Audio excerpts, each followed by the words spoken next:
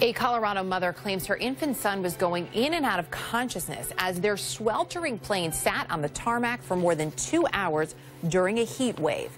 Emily France telling the Denver Post, quote, "They couldn't evacuate us. It was chaos. I really thought my son was going to die in my arms." She says at one point the crew on the United flight, as you can see here, opened the door of the plane and allowed her to stand there in an effort to cool down. Later, when she claims her son became overheated, she says she requested an ambulance and then says it took another 30 minutes for the plane to return to the gate. We reached out to United Airlines. They have not yet responded to our request for comment. They did tell the Denver Post in an email, quote, "A child on board that flight experienced a medical issue while the aircraft was taxiing prior to takeoff.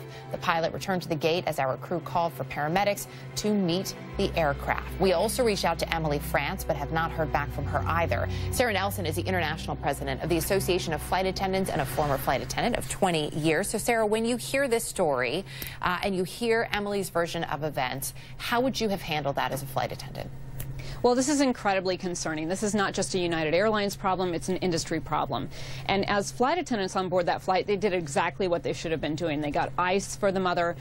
They helped to get approval to get the door open so that they could try to cool down that baby. They called for assistance.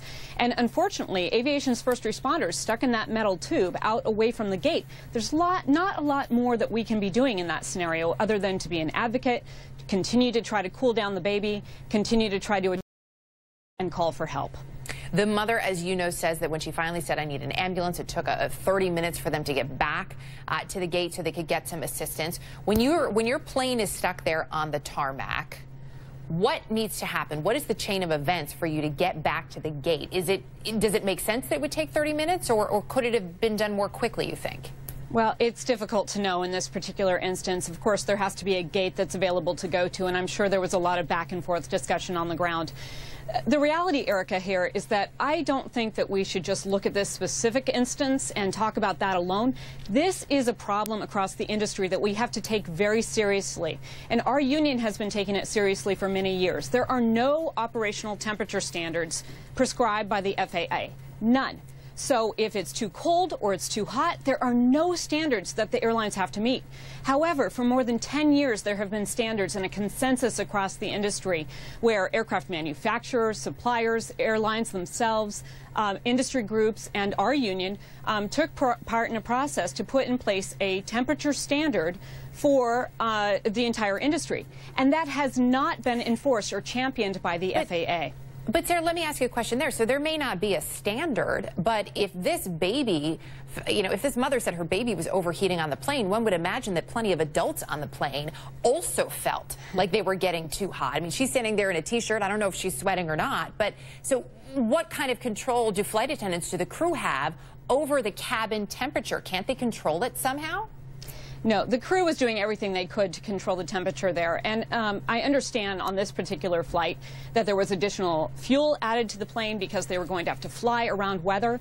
Part of the aircraft cooling system runs on that fuel. There may have been a conservation of that fuel that could have been going on here, so we need to take that into consideration.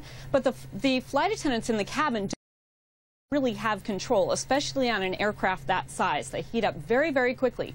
And with more passengers on board our flights than ever before, not only do you have more bodies put together in these metal tubes with the tarmac radiating up and the sun beating down, and it creates a huge problem. So we are issuing thermometers to all of our members so that they can be taking temperatures on board all of our aircraft. We're going to take this very seriously and get the FAA to take this seriously, because the FAA has said this is not a safety of flight issue, and it is. Sara, really quickly, I just want to get your take on this. We have about 30 seconds. In terms of a medical emergency, if you are stuck on a flight on the tarmac, what are your rights? Well, your rights are to advocate to the flight attendants to get help, and an ambulance actually could come to that flight. They could move air stairs to the flight. There are a lot of things that could be done at the airport, and that has to take place with coordination between the airline and the airport itself. I'm not sure what happened here, but what happened was wrong. Sara Nelson, appreciate your time as always. Thank you.